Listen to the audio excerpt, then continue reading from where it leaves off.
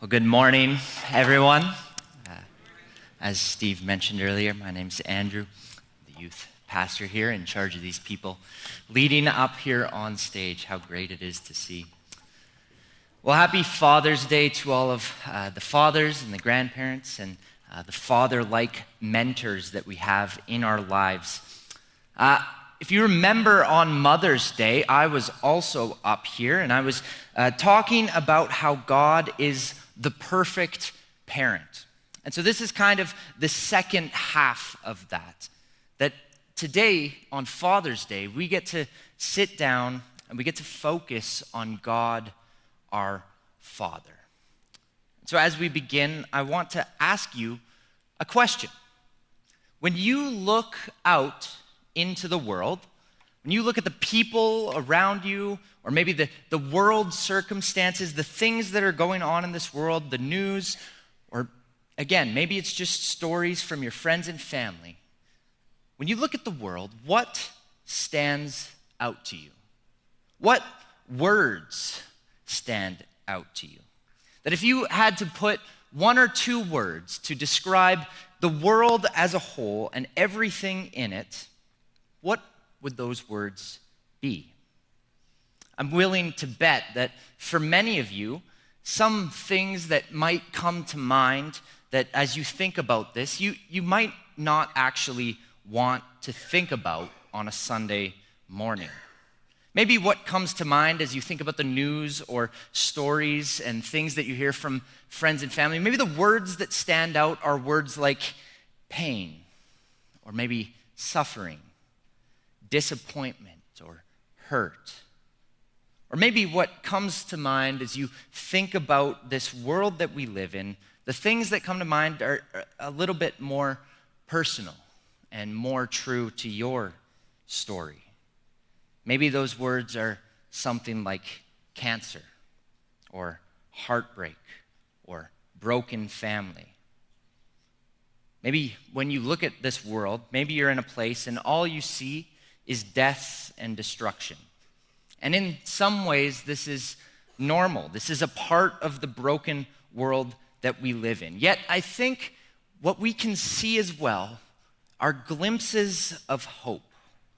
That there are things in this world that just scream goodness.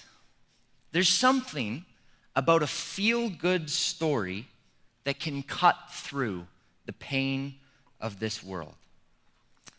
This past weekend, right now happening, is the US Open, which is a pretty big golf tournament down in the United States, and anyone can participate in. And as I'm a pretty big golfer, and so I'm following along to this, and there's one story that stood out to me that's happening at this US Open. There's a golfer, his name's Philip Barabee. You've probably never heard of him. He's not actually really that great of a golfer when it comes to professional golfers. He's much better than me, of course.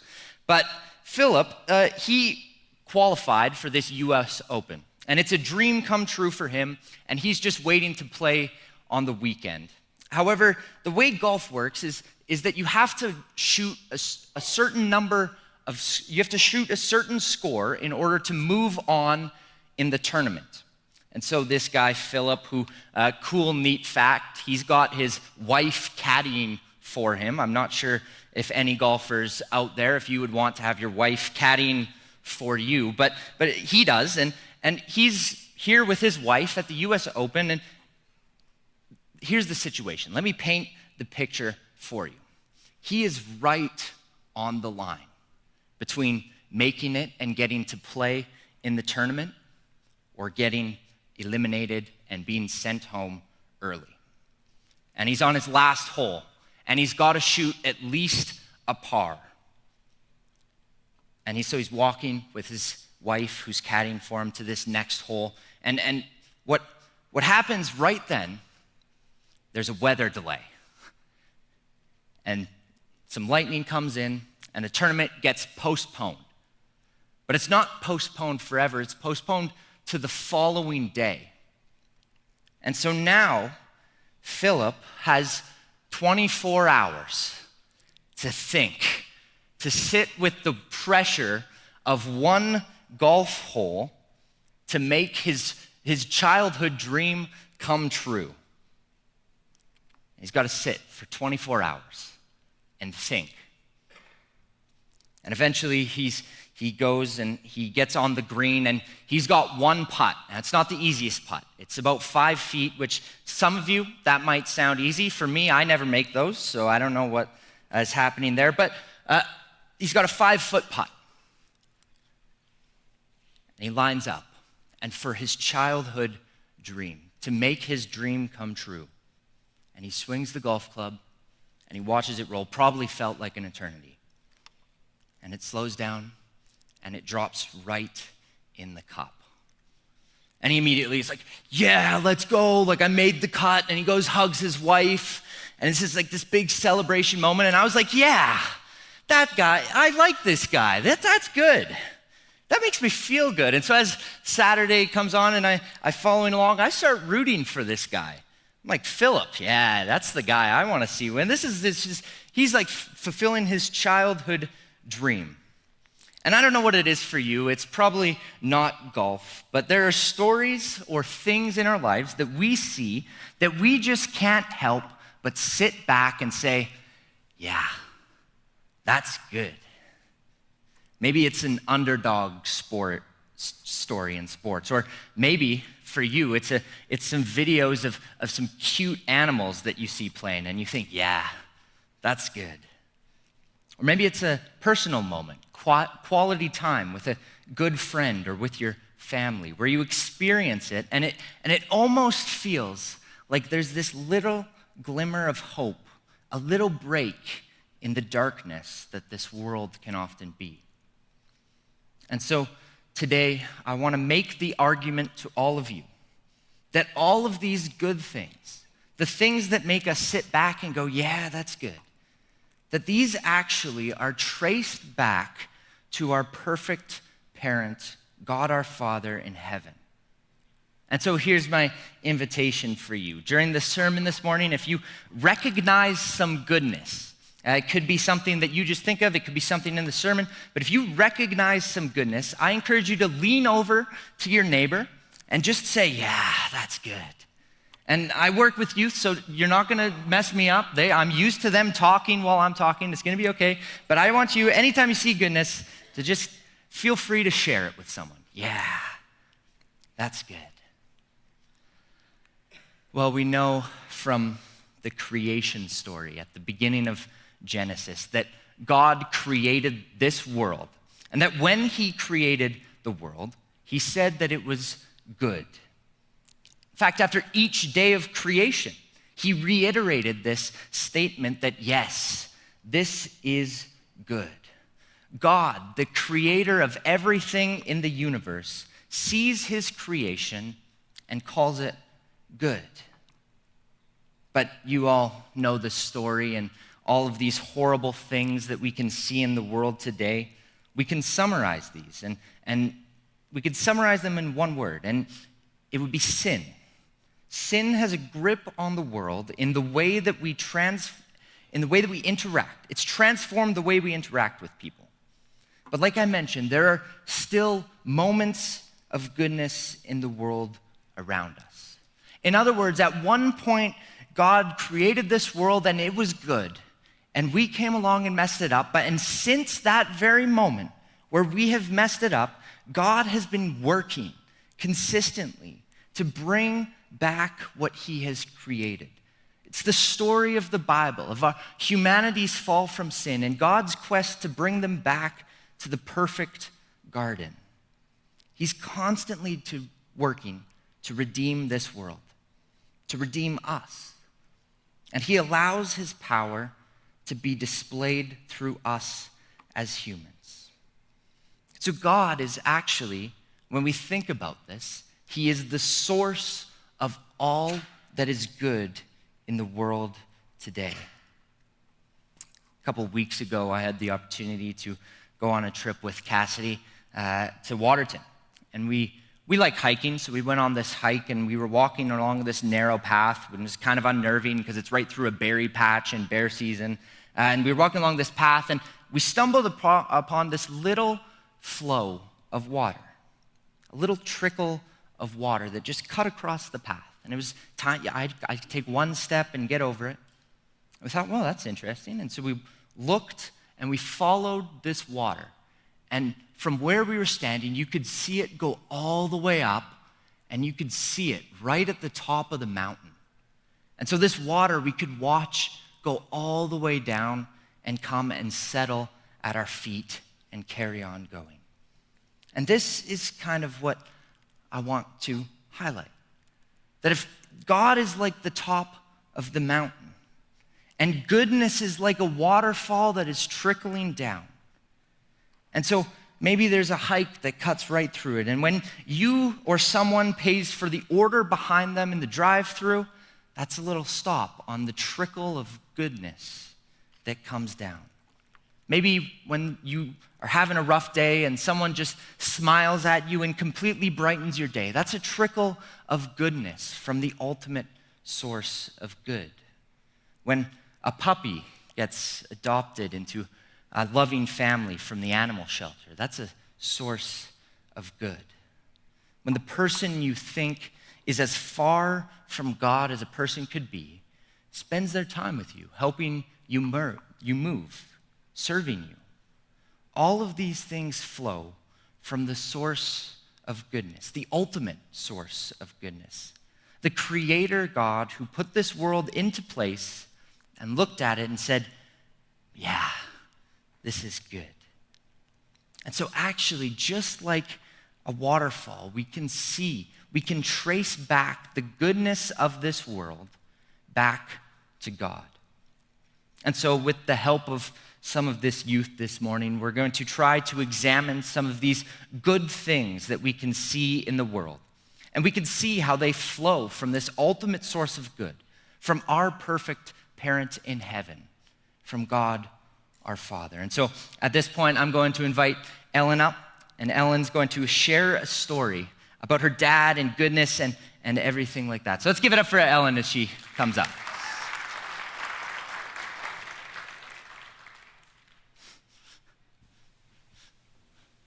Good morning.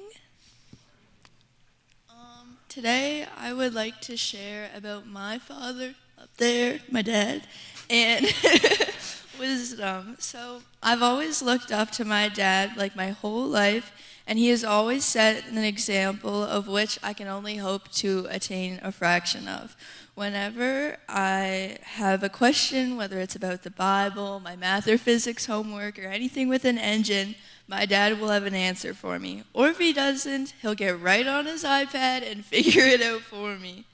My dad is pretty quiet, and he isn't one to brag, but I'm going to brag a little bit about him because I got lucky. He always knows how to make everything okay. Whenever I need someone, if I'm anxious or upset, I know I can count on my dad no matter what. His calm perspective turns any chaotic situation or any upset issue that I have into a lesson that I'll hold on to. My dad isn't perfect or right all the time, but with God's guidance, he finds a way to help me in any situation, which leads me to my story. And when I was thinking about this, I was like, how can I embarrass my dad? So there was one day in grade 8, I was having a really tough day at school, and I came home and I was just really upset. I couldn't stop crying.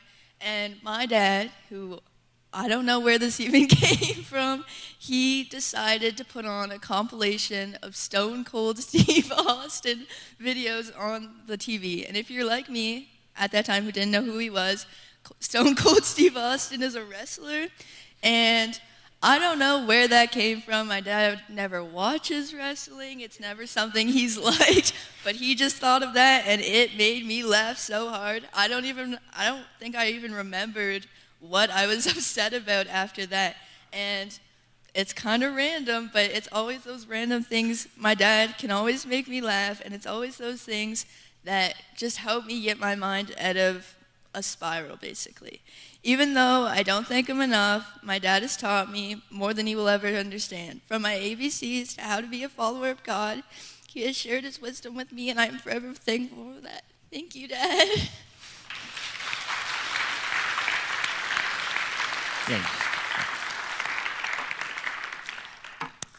Thank you, Ellen. Man, Ellen's dad sounds great.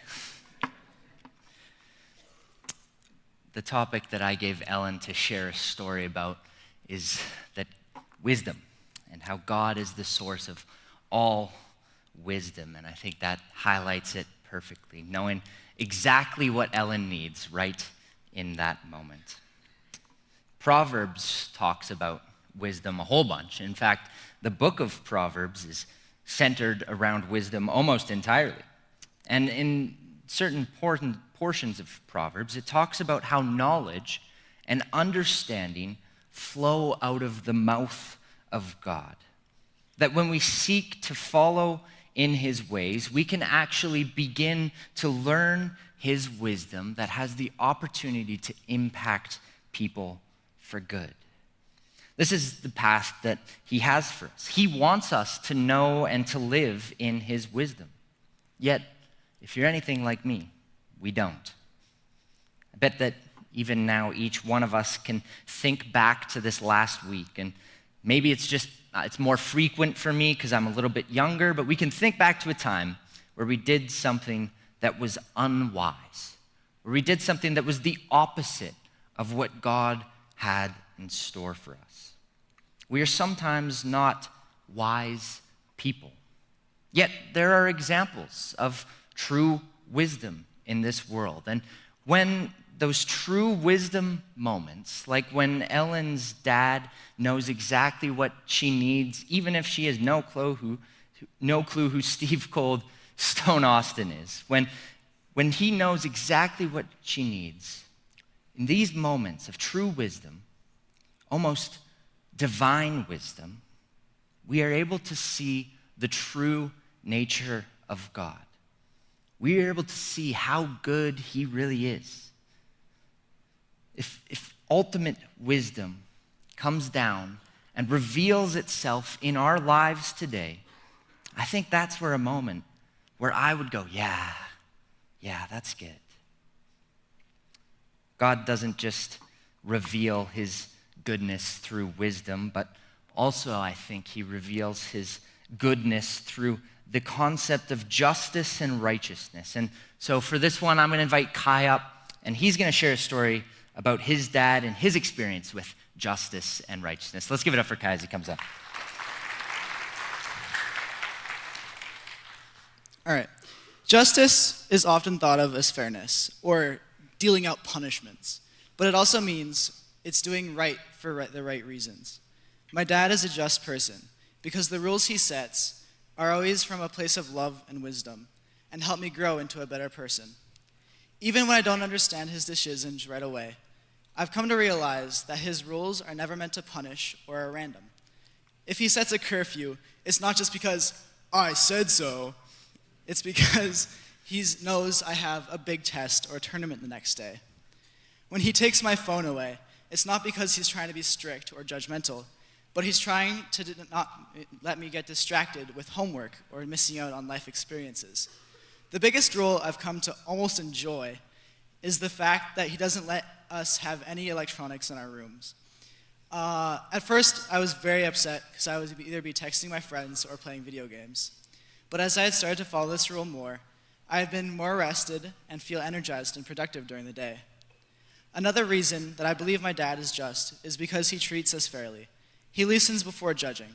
For example, let's say me and my sister get into a big fight. There's kicking and screaming. He makes sure everyone gets a chance to speak. He doesn't rush to conclusions or play favorites. This fairness builds trust, and it shows me what justice looks like, not just in my family, but in all aspects of my life. In the end, my dad's rules have a reason. That is always for me and my future. I believe my dad is just, not because he's perfect, but he always tries to do what's right, even if it's hard or if I don't like it. And to me, that's what real justice looks like. I have a verse, it's Micah 6:8. The Lord has shown you what is good. He has told you what he requires of you. You must act with justice, you must love to show mercy, and you must be humble as you live in the sight of God. Yeah, thank you, Kai.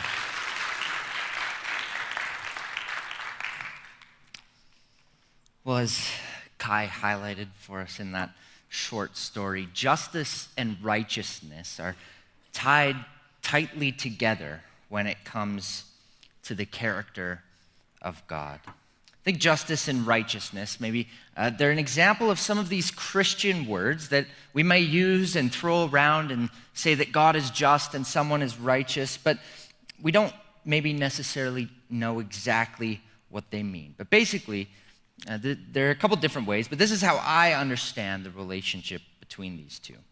Is that righteousness is the character quality that is attached with being morally right.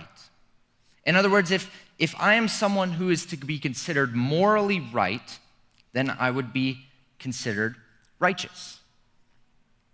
We know that as humans, when it comes to being righteous, we all fall short. And this is it's part of the process that's talked about in the New Testament, where Jesus is in the process of righteousizing us and transforming us to become more and more morally upright. Justice, however, on the other hand, though the two are tied closely together, justice is the action word.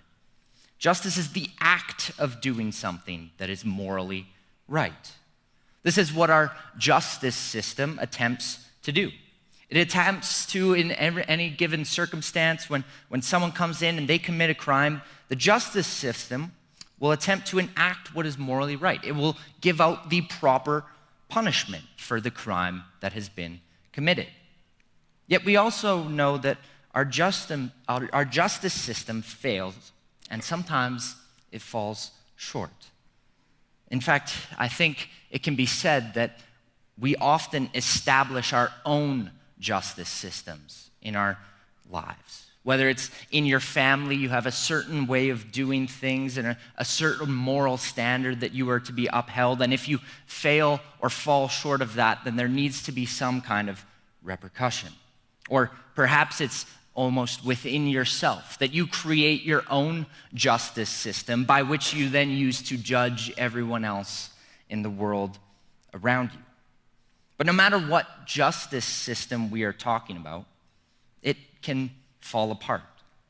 Take, for example, a family justice system, or particularly my family justice system growing up.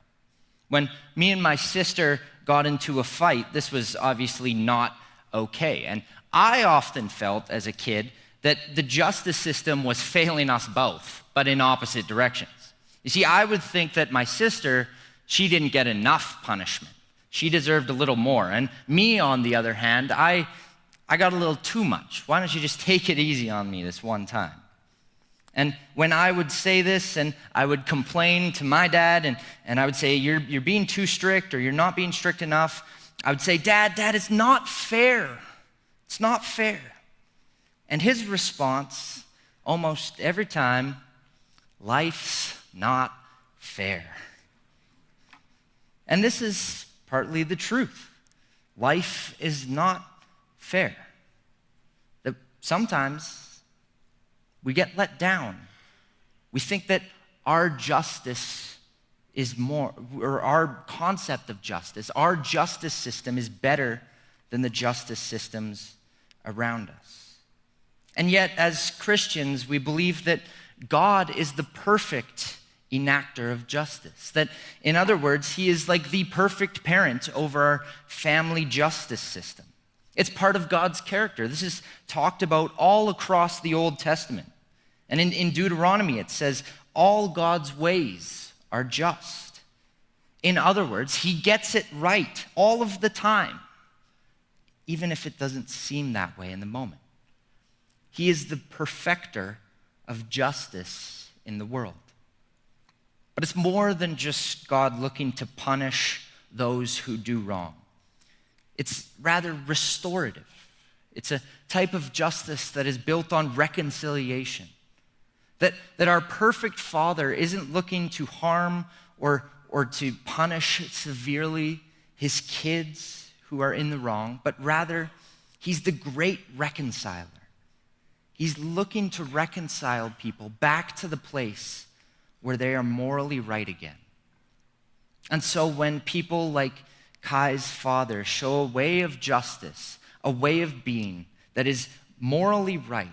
It's righteous. And this way of justice starts to instill these values into other people. That's God working. That's God reconciling us and reconciling this world back to him. That's justice and righteousness that is coming from the ultimate source of justice and righteousness. And when I think about that and how it plays out, I just think, yeah, that's good. Well, he reveals his goodness through wisdom and through justice and righteousness, and I think he also reveals his goodness through his love.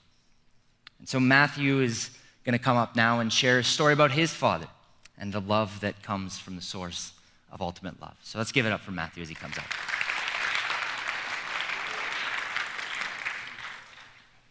My name's Matthew, and not all of you know me yet, but love is like a river in the sense that it can be straight as an arrow, or it can be as shaky as like an airplane in a storm. But my dad showed me love when I went on a hiking trip in Wyoming with him and my brother. When we were first started hiking, it was super beautiful and the landscape was amazing. We saw a geyser go off, which was very rare at the time. The second day started, and I was very tired from the first day because it was very uphill, but then it started to get more uphill on the second day.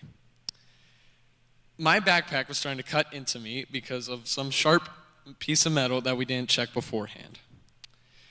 The fourth and fifth days were very tiring because my cut was getting way worse and I couldn't handle it that much. So my dad decided to take the weight of my backpack and he carried it for the rest of the way to the next campsite. It was around 30 to 45 pounds, so it was very heavy, and he was already carrying 70 pounds that he had to carry on his own. After the trip, I was very exhausted and tired and just wanted to go home. But now that I'm older, I have come to realize my dad loves me beyond I know, and he will be there until the end, until I die. But most of our fathers come from a place of love to make decisions for us, and we should always listen to them when it comes to love. Love is beyond time and has been there since the dawn of time. So we must know that God loves us and all our fathers love us before we think about ourselves. Sweet. Thank you, Matthew.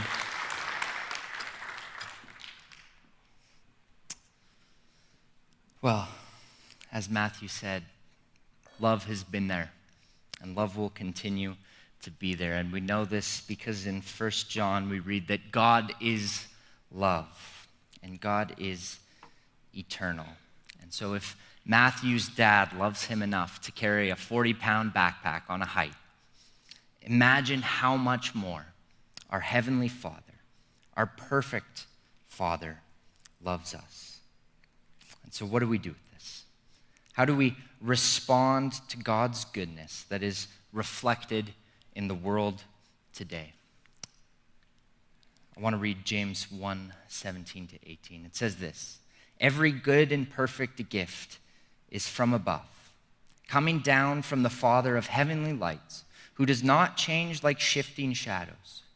He chose to give us birth through the word of truth, that we might be a kind of first fruits of all he created." I think there are three things that we can respond with from this verse. The first is this, is that we have a calling as Christians to see God as the source of all good. In Philippians, Paul talks about this when he calls the church to think about the things that are pure and lovely and admirable, and that big old list that's in Philippians 4. Basically, Paul is saying whatever is good, they should think about these things. Here in James, he puts it this way, that it's a good and perfect gift from above. Our God is a good Father, and he sends us so many good things that we might not recognize because we're so focused on the pain and the suffering and the heartbreak of this world. And so we are called to recognize that God is the source of all good, that he is good as a character trait. The other thing that we are called to do, I think, is to experience his goodness. This is a part of what Jesus did when he came to die on the cross. That God recognized that when we sinned, we were unable to experience the goodness that he had in store for us to our fullest extent. And so what did he do? Well, he sent his son, Jesus, to die on a cross, to pay for our sins, to be a symbol of justice, to redeem us. Why? So that he can create a new heaven and a new earth, a space where we are invited into to share in the goodness that he has to offer us. And we don't need to wait. We can experience tastes and glimpses of his goodness today. God is the perfect parent because he doesn't go back and forth between sharing his goodness now and causing punishment or harm later. He is good all of the time, and he doesn't want to withhold that from us. He wants us to experience it. And so we can by following his commands, by following his son, Jesus, in self-sacrificial love. The last thing that we are called to do, as you probably know, is we are called to spread his goodness. That through the church, God has said, I'm using you to bring this new heaven down to earth, to lead other people to find the goodness that Jesus has for us. Jesus commands us to love one another. And if we are able to do this, which is a massive task, it's something that the church has been trying to do for 2,000 years. But if we're able to do this, the goodness that we will spread in this world is astronomical. As James puts it, we're the first fruits of creation. We get to experience this goodness first, and then our job is to spread it around. We get the opportunity to share it with the rest of the world. And so, what can you do to spread some goodness? What can you do this week to share with the people at your work, at your schools, just a glimpse, just a taste, a little trickle of water coming down from the source of ultimate good?